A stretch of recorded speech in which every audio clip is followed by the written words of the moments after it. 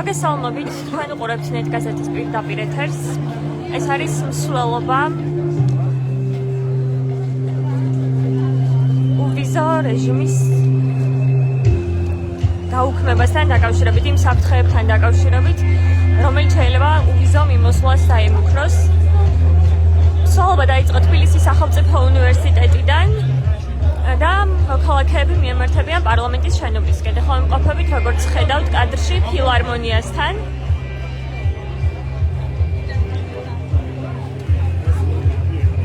ასობით ადამიანი თბილისის სახელმწიფო უნივერსიტეტიდან პარლამენტამდე მიემართება სლოგანის ქვეშ არა რუსულ რეჟიმს დაიცავი uvizო.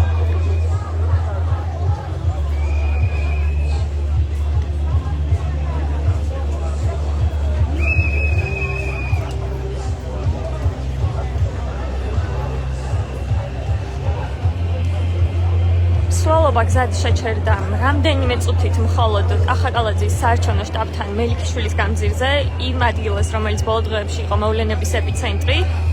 მე შეგახსენებთ, რომ დასწრილი დღეების განმავლობაში არაერთი ადამიანი დააკავეს კალაძის შტაბთან, მათ შორის სცემეს არაერთი ადამიანი ქართული ოცნების შტაბიდან გამოსულმა მოქალაქეებმა, ეგრეთ წოდებულმა ტიტუშკებმა. და ეს ადგილი გახდა რამდენჯერმე დაძაბულობის კერა.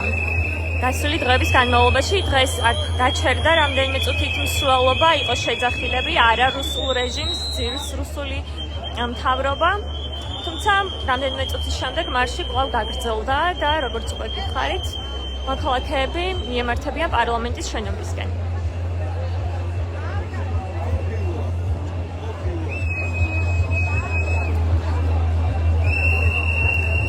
სანამ პარლამენტამდე ჩავალთ, მე მოკლედ მოგიყვებით რატომ და როდის დადგა დღის წესრიგში ვიზა ლიბერალიზაციის გაუქმების საკითხი. ევროკავშირის წევრ ქვეყნებს შორის საქართველოს მოქალაქეებს uvizოდ მიმოსვლა 2017 წლიდან უკვე 8 წელია, რაც შეგვიძლია და ბოლო წლების განმავლობაში, მას შემდეგ რაც დემოკრატიის კრიზისი დადგა, ასე ვთქვათ, საქართველოში, მუდმივად იყო განხილვის საგანი, რომ შესაძლოა ვიზა ლიბერალიზაცია გაუქმებულიყო, თუმცა ამ ამბავთან ალბათ ყველაზე ახლოს ვართ სწორედ ახლა, ბოლო რამდენიმე კვირა, მას შემდეგ რაც ევროკომისიამ წერილი გამოაგზავნა ოფიციალური თბილისის მისამართით, კონკრეტულად ქართული ოცნების საგარეო საქმეთა მინისტრის მაკა აბოჭორიშვილის სახელზე, სადაც მიუთითა, რომ დემოკრატიის უკუსვლის გამო კონკრეტული რეკომენდაციები აქვს შესასრულებელი საქართველოს ხელისუფლებას, ქართულ ოცნებას ამ შემთხვევაში. წინააღმდეგ შემთხვევაში კი ვიზა ლიბერალიზაციის გაუქმების საკითხი შესაძლოა დადგეს კითხვის ნიშნის ქვეშ. ეს წერილი ევროკომისიისგან ქართულმა ოცნებამ მიიღო რამდენიმე კვირის წინ ივლისის თვეში. ამ წერილს მოყვა 8 პუნქტიანი რეკომენდაციების გეგმა. ეს რეკომენდაციები უკავშირდება ადამიანის უფლებების დაცვას, კორუფციასთან ბრძოლას, რეპრესიული კანონების გაუქმებას, მედიის თავისუფლებას, სამოქალაქო სექტორის მიმართული რეპრესიების ტალღის შეჩერებას და ესე შემდეგ. ამ რეკომენდაციების შეუსრულებლობის შემთხვევაში ევროკომისია განიხილავს, რომ გადახედოს ვიზა ლიბერალიზაციის საკითხს.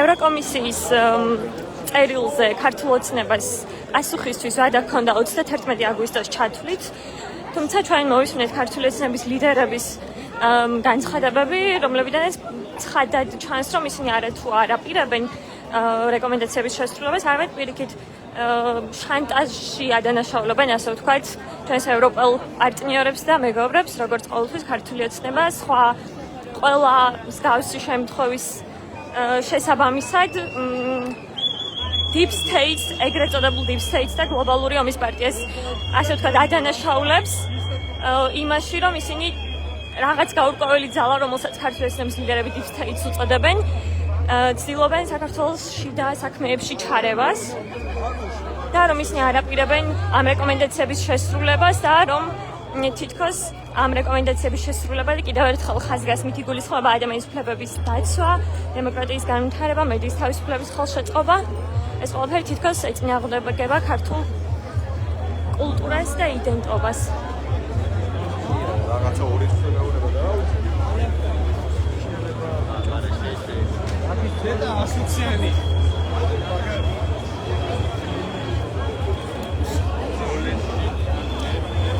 ვადა, რომელიც ევროკომისიამ ქართულ ოცნებას მისცა კონკრეტული რეკომენდაციების შესრულებლად, რის შემთხვევაშიც რისი შეუსრულებლობის შემთხვევაში შესაძლოა კითხვის ნიშნის ქვეშ დადგეს ვიზა ლიბერალიზაციის საკითხი უკვე როგორც გითხარით ამოიწურა 31 აგვისტომდე იყო ეს ვადა და უკვე ევროკომისიის მომდევნო ანგარიშში ვიზა ლიბერალიზაციის შეჩერების მექანიზმის მომდევნო ანგარიში, რომელიც სავარაუდოდ უკვე რამდენიმე კვირაში 2025 წლის ბოლოს სავარაუდოდ ნოემბრის თვეში იქნება ცნობილი და გასაჯაროებული.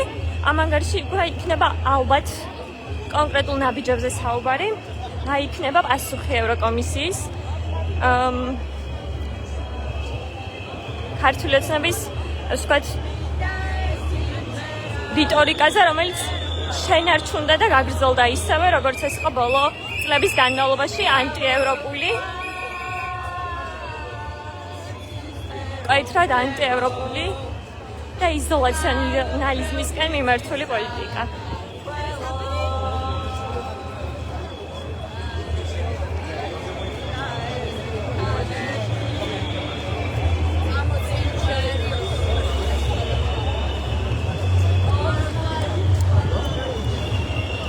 მე ვეცდები მსვლელობის წინ გადავიდე, წინ მოვექცე ამ მარშის და იქიდან გავაგრძელო მიმდინარე მოვლენებზე საუბარი, როგორც გითხარით, მსვლელობა მოემართება თბილისის სახელმწიფო უნივერსიტეტიდან. ეხლა თითქმის ვართ რუსთაველის გამზირზე და შემდეგ რუსთაველის გამზირიდან უკვე რუსთაველის გავაგრძელებთ მსვლელობას პარლამენტამდე.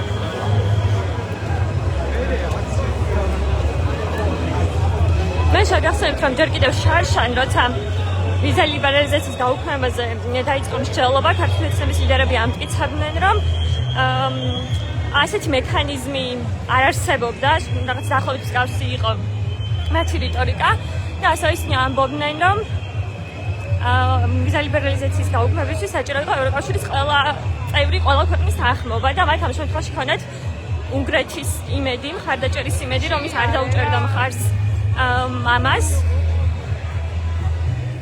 თუმცა საბოლოო ჯამში აღმოჩნდა, რომ რეალურად ეს მექანიზმი არსებობს. ევროკავშირის 2013 წლიდან აქვს ვიზა ლიბერალიზაციის შეჩერების ერთი მხრივ და გაუქმების ასევე შესახებ მექანიზმი, რომელიც მუდმივად უფრო და უფრო იხვეწება და ეს მექანიზმი გულისხმობს იმას, რომ თუ ქვეყანა, მით უმეტეს ევროკავშირის არაწევრი ქვეყანა კაითრად დაშორდება ევროპულ კურსზე, ევროპულ ღირებულებებს, მათ შორის საუბარია იმაზე, რომ კონკრეტულ ფაქტებზე, როგორც ილახება ამ ქვეყანაში ადამიანის უფლებები, შესაძლოა ამოქმედეს ვიზა ლიბერალიზაციის გაუქმების, ჯერ შეჩერების და შემდგომ უკვე გაუქმების მექანიზმი.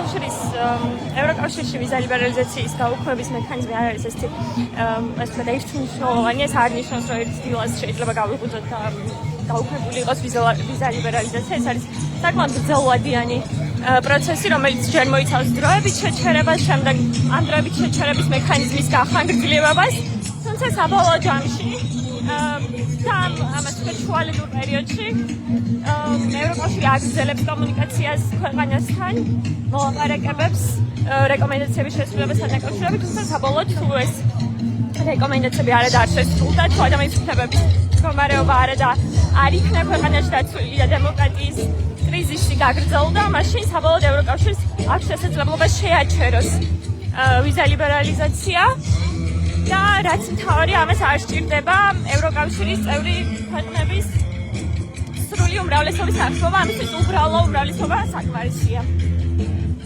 ამ შემთხვევაში ევროკავშირის წევრი 27 ქვეყნიდან 14 ქვეყნის თანხმობა ამასადა იქნება სრულიად საკმარისი იმისთვის, რომ საქართველოს ვიზა ლიბერალიზაცია ჯერ შეუჩერდეს, შემდეგ კი მთლიანად გაუუქმდეს.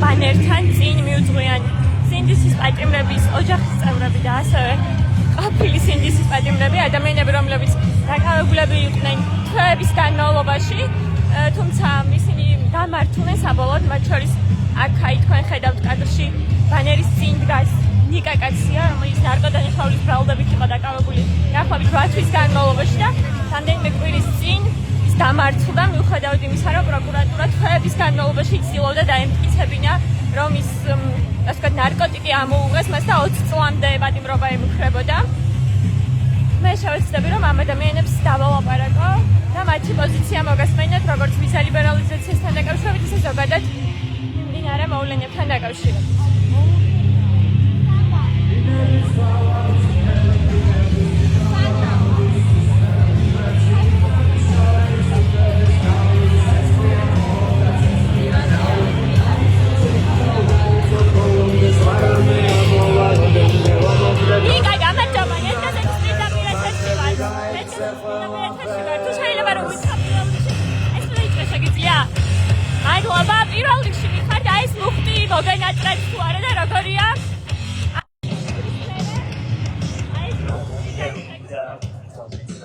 ვერ ჩავიმაგრებს. გამიმეორებ შეიძლება? ეს ნუხტი როგორი არ მეცვიანი გაიქრობის პირველი დიდი აქცია ნამდვილად მას შემდეგ რაც დავტოვეთ ხვეობა და მუხტს რაც შეეხება არასდროს არ მაკლავ და პირდაპირ შემიძლია ვთქვა რომ იგივე მუხტი ხოდა აბსოლუტურად მაშინაც როცა გისოსები მიშლიდა ხელს ესერა დამენახა საათუმზე, მაგრამ რა თქმა უნდა თანამებრძოლებთან ერთად დგომა დედაქალაქის მთავარ გამზირზე არის ძალიან მნიშვნელოვანი, იმიტომ რომ ეს არის ის მუხტი, რომელიც რეალურად ძალიან მაყავდა. ერთადერთი მინდა რომ დღეს ძალიან ბევრი ადამიანია მითხრეს ჩემმა კოლეგებმა, რომ ხედავენ ძალიან ბევრი ადამიანი მოდის და აი ეს ის სიხარულია, რომელსაც ვერაფერი ვერ ანაცვლებს და ვერ აზრობს. ამიტომ მინდა რომ ვიდრე არ გავიმარჯვებთ, აი ამაზე ცოტა ადამიანი არ ვნახო და თუ ვნახავ იყოს უფრო მეტი, იმიტომ რომ ბიჭებიც ახლა როცა უყურებენ ამ კადრებს დარწმუნებული ვარ, ხარობენ, იმიტომ რომ როგორც აი ეს სოლიდარობა, ერთიანობა, რაც გამოვიარეთ უკვე რამდენიმე წლის განმავლობაში, ყველასთვის მნიშვნელოვანია. მარტო ჩემთვის არა, როგორც რეჟიმის ტყვისთვის, ან დანარჩენი რეჟიმის ტყვეებისთვის, ვფიქრობ, რომ ნებისმიერ ადამიანს, ვისაც უნდა რომ ჩვენი მომავალი იყოს ზუსტად ისეთი, რომელიც აი მხოლოდ ნათელ მომავალთან ასოცირდება, აი ეს ერთობა და ერთიანობა არის უმნიშვნელოვანესი და უმთავრესი, ამიტომ ველოდები ყველა სულ ვიდრე არ გავიმარჯვებთ.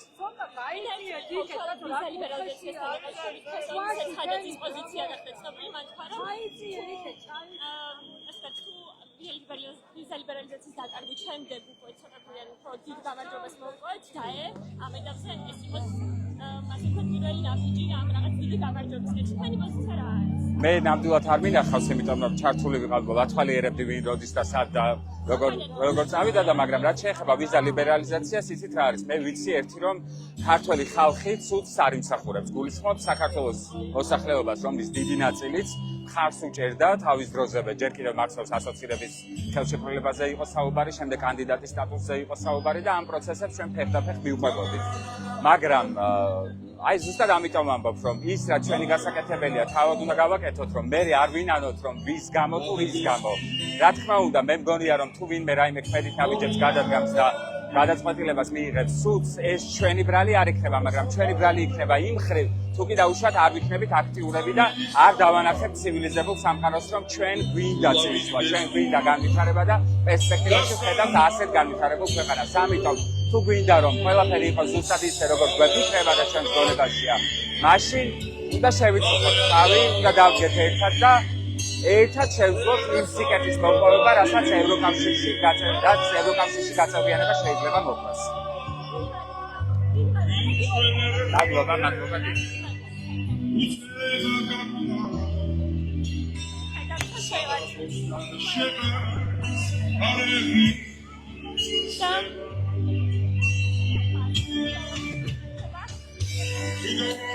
მივამართებით პარლამენტისკენ. ფაქტობრივად გასავლელი გზის ნახევარი უკვე გავიარეთ თსუ-დან, თბილისის სახელმწიფო უნივერსიტეტიდან, ჩამოვედით რუსთაველის გამზირამდე. ჩვენ ვართ ახლა მსვლელობის დასაწყისში, მე შემიძლია გითხრათ, რომ ასობით ადამიანი არის აი ბანერს მიღმა. და შევეცდები, რომ უფრო უკეთ გაჩვენოთ ადამიანების რაოდენობა დღევანდელ აქციაზე.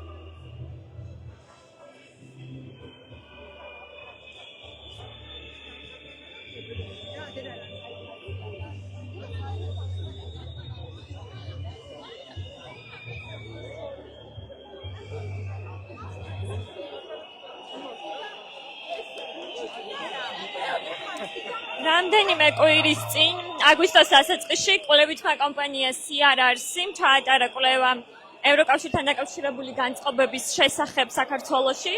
რა თქმა უნდა, ისე როგორც ბოლო, არ ვიცი, ალბათ 10 წლის ან უფრო მეტი ხნის განმავლობაში ევროკავშირში გაწევრიანების მსურველთა რიცხვი არის ქვეყნის მოსახლეობის დაახლოებით 80%-მდე. თუმცა ამ კვლევაში კითხვა იყო დასმული მათ შორის ვიზა ლიბერალიზაციის გაუქმების რისკების შესახებაც და მოსახლეობის ნახევარზე მეტი 50%-ზე მეტი ვიზა ლიბერალიზაციის გაუქმების შემთხვევაში პასუხისმგებლობას აკისრებს ქართულ ოცნებას. ეს არის CRRC-ის კვლევის შედეგები, რომლის ცნობილობა დაახლოებით 1.9%-ია, როგორც ორგანიზაციის კვლევრები აცხადებენ. მე ახლა ვეცდებ ისევ გადავინაცვლო წინ და მოგესმენინოთ სიტყვით გამომსვლელების მოსაზრებები. როგორც ხვდები, ეს უნდა იყოს ბოდიში. ეს უნდა იყოს მარიზი კობახიძე, თორნიკე გოშაძის დედა, ვეცდები რომ მივიდე მასთან. ფარმები ავარდოთ ყველა. დავანახოთ ერთი ამ რეჟიმს რამდენივად, იქნება თავები დათვალონ როგორმე. მადლობა.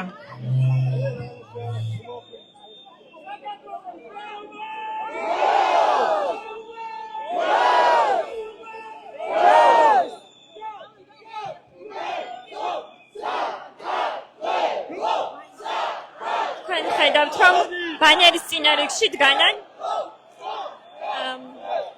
სინდისის პატიმრების ოჯახის წევრები.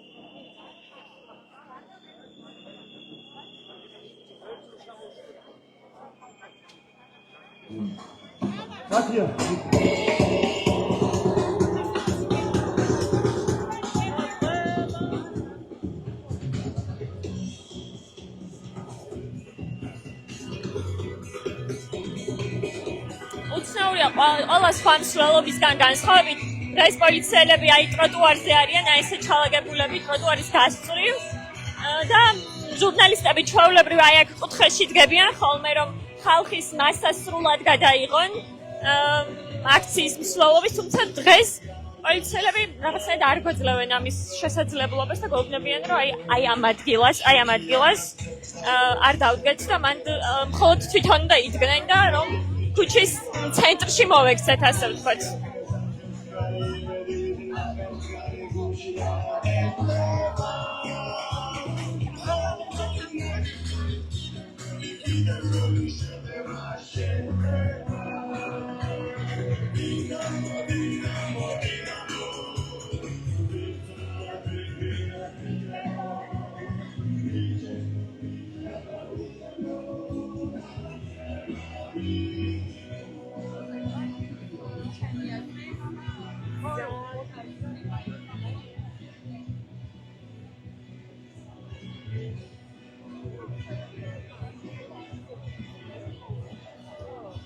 შეგახსენებთ, რომ მსვლელობა დაიწყო თბილისის სახელმწიფო უნივერსიტეტიდან, ახლა ვიმყოფებით უკვე რუსთაველის გამზირზე და მალე ალბათ მივალთ პარლამენტთანაც ასობით ადამიანი მონაწილეობს ამ მსვლელობაში.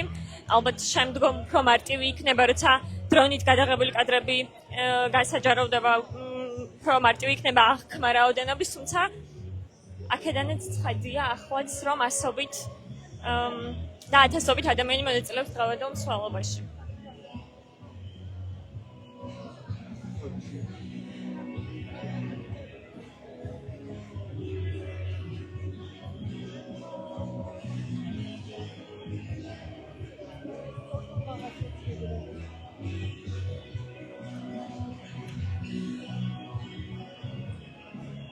შეგახსენებთ ასევე, რომ დღევანდელი მსვლელობა ეხება ვიზა ლიბერალიზაციის გაუქმებასთან დაკავშირებულ რისკებს და მიუხედავად იმისა, რომ ბოლო წლების განმავლობაში ეს საკითხი მუდმივად იყო განხილვის საგანი, ალბათ ბოლო 8 წლის განმავლობაში მას შემდეგ რაც მივიღეთ ვიზა ლიბერალიზაცია, ყველაზე ახლოს ვარ და ცხადად ხელშესახები ასე ვთქვათ, არის ვიზა ლიბერალიზაციის პოტენციური გაუქმება, იმიტომ რომ თუ აქამდე ამაზე საუბარი იყო მხოლოდ ევროპარლამენტის რეზოლუციებში ახლა ამის შესახებ განცხადება გააკეთა და ოფიციალური წერილით მიმართა ქართულ ოცნებას ევროკომისიამ, რომელიც არის რეალურად გადაწყვეტილების მიღები ორგანო.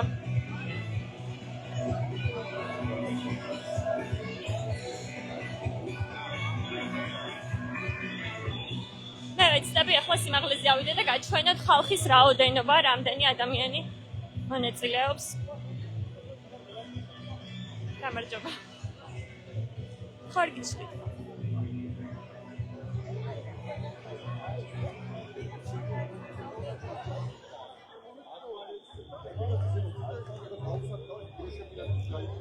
ხედავთ არ წყდება ხალხის ნაკადი, ჩვენ ვართ ახლა ოპერის შენობასთან და ადამიანების ვთქვათ ნაკადი ის ბოლო არ ჩანს ფაქტობრივად. ათასობით ადამიანია დღეს ამ სვლა-ში მონაწილე.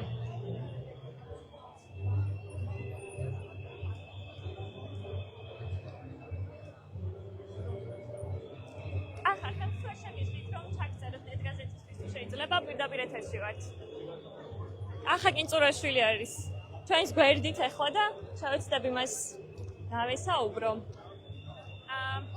დაგიმაგრებთ შეიძლება მიკროფონს. კი ბატონო. ბოდიში. ამაყურებელსაც ბოდიში ვუხდი. ამ თემით რასაც ეხება დღევანდელი მსვლელობა ვიზიტირების გაუქმებას და წაღან გამოვიდი რომ ალბათ ყველაზე უფრო მეტად ახლოს ვართ ამ ამბავთან მიხედავთ და რამდენად შესაძლებელია. ქართული ოცნების ლიდერები ამბობენ რომ ეს არის ტექნიკური საკითხი და რომ სამკურნალო და განვითარების რა თქმა უნდა რომ ტყუიან და თვითონაც ძალიან კარგად იციან რომ ტყუიან. ვიზა ლიბერალიზაცია არის ქართველი ერის მონოპოვარი წლების განმავლობაში. და ეს ნიშნავს რომ თუ ეს შეწყდება, ნიშნავს იმას რომ ჩვენ გვექნება ჩვენ გვექნება გადაადგილების პრობლემა და იმის პრობლემა რომ ვიყოთ ცივილიზებული სამყაროს ნაწილი. ათასობით და 100,000-ობით ადამიანმა ისარგებლა ვიზა ლიბერალიზაციით. ეს არ არის უბრალოდ გასეირნება ევროპულ ქვეყნებში, ეს არის ცივილიზებული სამყაროს ნაწილად ყოფნა, შრომა და სიკეთეების ჩამოტანა ამ ქვეყანაში, დანერგვა და შესაბამისად ამ ქვეყნის გახდომა ცივილიზებული სამყაროს ნაწილად. ასე რომ ეს ყველა ადამიანს ეხება. მე ნებისმიერ არ ვიცი, მოქალაქეს ველოდებოდი დღეს აქ. ძალიან ბევრი ხალხია, რაც მახარებს, ძალიან ბევრ ადამიანს აქვს გააზრებული, რას ნიშნავს ვიზა ლიბერალიზაციის დაკარგვა და რა თქმა უნდა, პასუხისგებლობა ამ ყველაფერზე მხოლოდ და მხოლოდ იმათ ეკისრებათ, ვინც დღეს არიან ეგრეთ წოდებული მთავრობის წევრები და ვინც მართავენ სახელმწიფოს, მათ რიტორიკას რო დააკვირდეთ. ყველა ვატყობთ, ხო? რამდენად გამძაფრებულია და რამდენად უარყოფითია ევროპული ქვეყნების საზოგადოებების მიმართ, რაც ყოველდღე დაუშვებელია იმ კუთხით, რომ არ ვიცი, მოგისმენიათ ბოლო თვეებში ან ბოლო წლებში განსაკუთრებით, თუნდაც იგივე რიტორიკით, იგივე ომახით, რომ საუბრობდნენ ისინი რუსებზე, რუსეთზე და მათ დანაშაულებებზე ჩვენს ქვეყანაში. ასე რომ ერთად დგომა არის მნიშვნელოვანი. მე არ ვიცი, ხალხთან ერთად, ჩემს მეგობრებთან ერთად გავარ უკვე თითქმის 300 დღეა. უმრავლესობა ადამიანების, ვინც არიან რუსთაველზე, ესენი არიან უპარტიო ადამიანები, ესენი არ ითხოვენ ვინმეს დაბრუნებას ხელისუფლებაში. პირიქით ეს ადამიანები ითხოვენ, რომ ჩვენს ქვეყანაში იყოს სამართლიანი გარემო და ყველა ადამიანს კონდეს შესაძლებლობა გამოხატოს საკუთარი ნება, კონდეს ღირსეული, არ ვიცი, სამუშაო პირობები და ცხოვრობდნენ ღირსეულ ქვეყანაში. ჩვენი ქვეყანა ამას იმსახურებს და ჩვენი ხალხი ნამდვილად იმსახურებს ამას. მადლობა. ეს მოკლე კითხვაც არის დაგისვამ, რამდენი წუთია ვიდეო და ხალხის საკადი არის. იგივე რაოდენობა მოემართება. კი ბატონო. მოემართება რუსთაველზე. მუხტი ჩაქრა თუ არ ჩაქრა, მაგაზე იყო ხოლმე შეღობა დღევანდელ აქციამ დანახა გაჩვენა რომ ხალხი დიდი ნაწილი ჩვენ ხო ყველამ ერთად ზოგი შეიძლება ამას უარყოს. მე ვნახე პოლიციელების ჩვენებები, რომლებიც ამბობენ, რომ ჩვენ არ გვინახავსო. მაგალითად, ცემა სამართალ დამცავების მხრიდან მომიტინგეების არ გვინახავსო წამება და ასე შემდეგ, მაგრამ ჩვენ ხო ყველაფერი ვნახეთ ეს. ვნახეთ ისიც, რომ 9 თვის განმავლობაში არც ერთი მათგანი არ დასჯილა. ვნახეთ უსამართლოდ დატყვევებული ადამიანები. აქ არ არის საუბარი იმაზე, რომ ანდრო ჭიჭინაძე, მაგალითად, ჩემი მეგობარია, მე მას არ გულშემატკივრობ, იმიტომ რომ ის ჩემი მეგობარია. მე მას გულშემატკივრობ როგორც მოქალაქეს, რომელიც არის უდანაშაულო, რომელსაც ვერაფერი ვერ დაუმტკიცეს და მაინც ჯგუფურ დანაშაულით 2 წელი მიუსაჯეს. ამ უსამართლობას ხო ხედავთ? აი გამჭვირვალობის ეგრეთ წოდებული თვითონ რო ეძახდნენ კანონზე, რო ითხოვდნენ რომ გამჭვირვალობა კარგიაო. ხო ვნახეთ დაკეტილი სასამართლოები, გაუჩუქებელი სასამართლოები, სადაც აი ესეთი ცრუმოწმეებით და შეკერილი საქმეებით გადაავსეს სასამართლო და აი მტყვილებით. ასე რომ ადამიანები ხედავენ ყველაფერს, უბრალოდ არის ძალიან დიდი წნეხი, დიდი ჩაგვრა, მაგრამ მე დარწმუნებული ვარ, რომ სიმართლე ამ ქვეყანაში აუცილებლად გაიმარჯვებს. მადლობა თქვენ. კი ბატონო. აი ყველა მისია რა თქვენ გონეთ აი პოლიციელებმა არიციან? რა ხდება და რა დანაშაულებები მიუძღვით ზოგიერთ სამართალ დამცავებს. ყველამ კარგად იცის ყველაფერი. სადაც პოლიციელების რაოდენობას, რომელიც უკან მოუძღვებოდა აქციის მონაწილეებს, მე ვიცი რომ ჩამოვიდე ამ სიმაღლიდან, სანამ თვითონ ჩამომაგდებენ პოლიციელები, როგორც უკვე გითხარით, დღეს რაღაც განსაკუთრებით სიფრთხილით აპყრობიან იმას, რომ ტროტუარზე ან რაიმე სიმაღლეზე არ შემოვდგეთ ხოლმე ჟურნალისტები იმისთვის, რომ სიმაღლიდან კარგად გადავიღოთ ხალხის რაოდენობა. რამდენჯერმე მომცეს შენიშვნა, რომ ტროტუარზე აღარ გადმოვიდე და გზის სავალ ნაწილზე უნდა ვიდგე და რომ სიმაღლეზე არ დავდგე, გადმოვარდები. ესეც შენიშვნებს მაძლევენ დღეს პოლიციელები, თუმცა სხვა აქციების დროს არ ვიცი ეს არ იყო ხოლმე პრობლემა.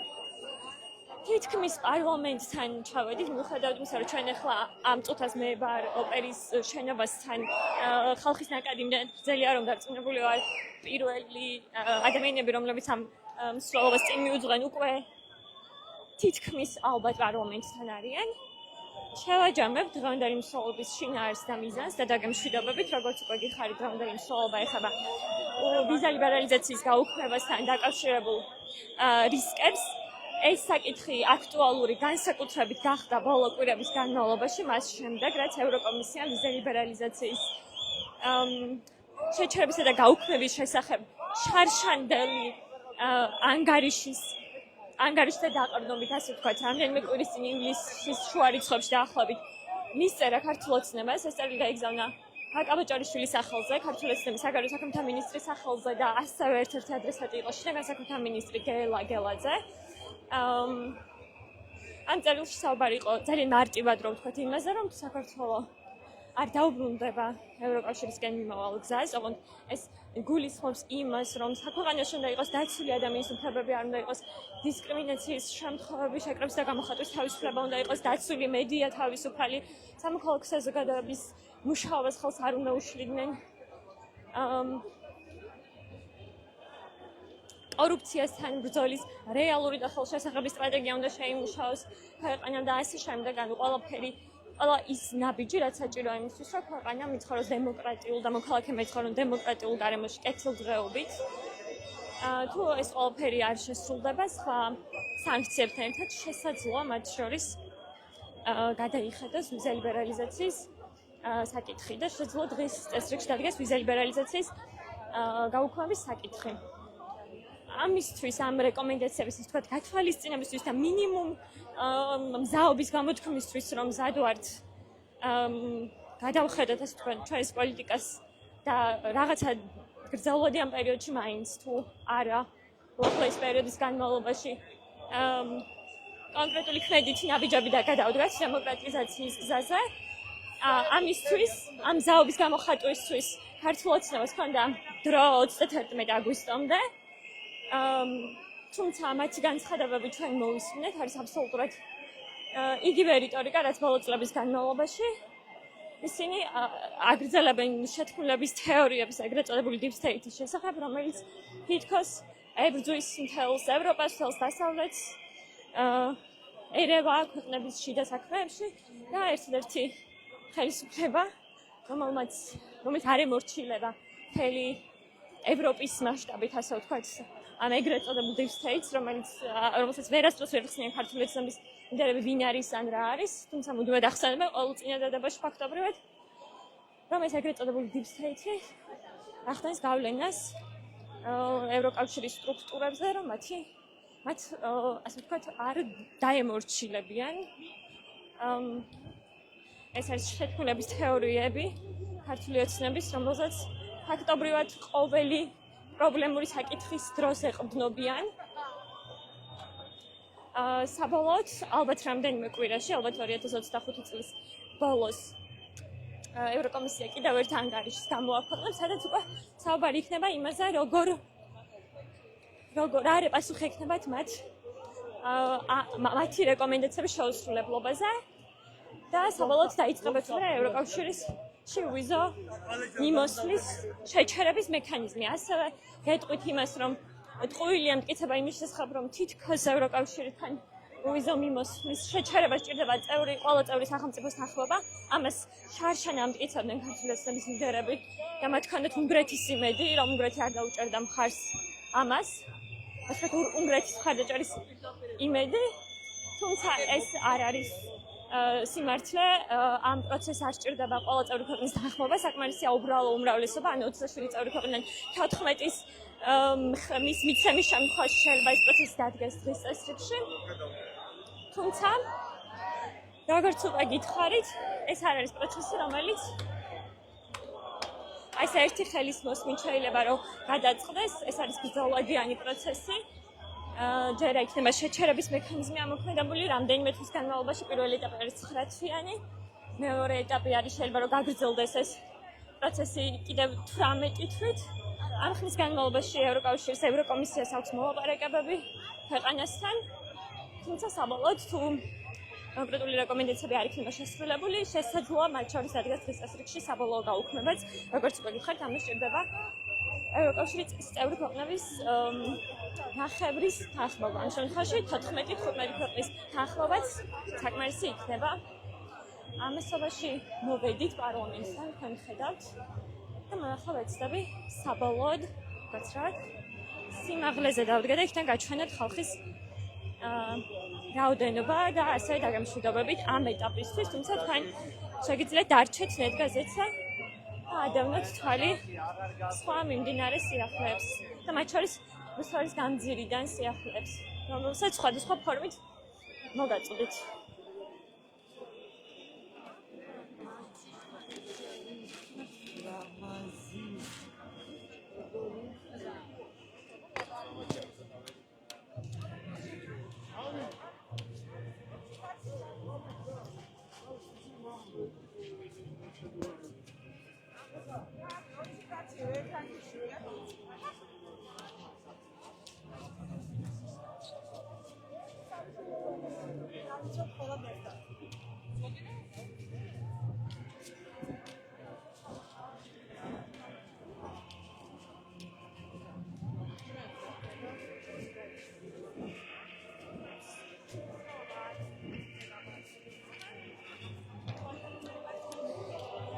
როგორც ჩანს, ცოლობა არ ჩერდება პარლამენტთან, მოქალაქეები მიემართებიან როგორც ხედავთ თავისუფლების მოედნისკენ. და საქართველოს ჰიმნის პარალელურად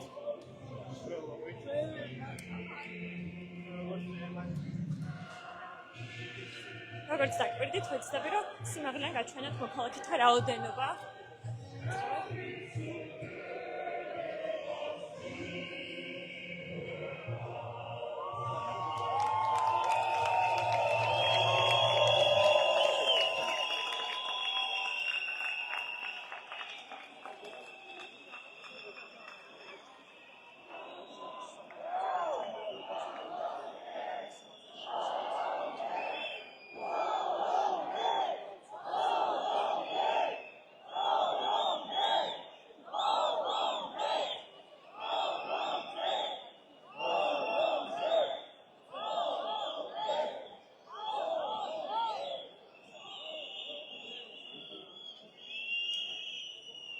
მაშარსე ვართ უკვე რუსთაველის გამზირზე პარლამენტთან, თუმცა როგორც უკვე გითხარით, მოქალაქეები მიემართებიან თავისუფლების მოედნისკენ, სავარაუდოდ თავისუფლების მოედნს წეს დაარტყამენ, როგორც ეს ხდება ხოლმე ტრადიციულად და დაბრუნდებიან პარლამენტთან.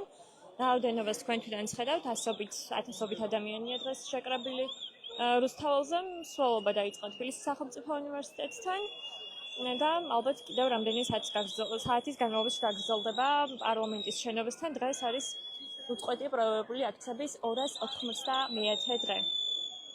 დიდი მადლობა ყურადღებისთვის, მე აქ დაგემშვიდობებით დარჩით გაზეთზე და ჩვენ მოგაწოდით ინფორმაციას რუსთავის გამზირზე განვითარებული მოვლენების შესახებ სხვადასხვა ფორმით. მადლობა ყურადღებისთვის.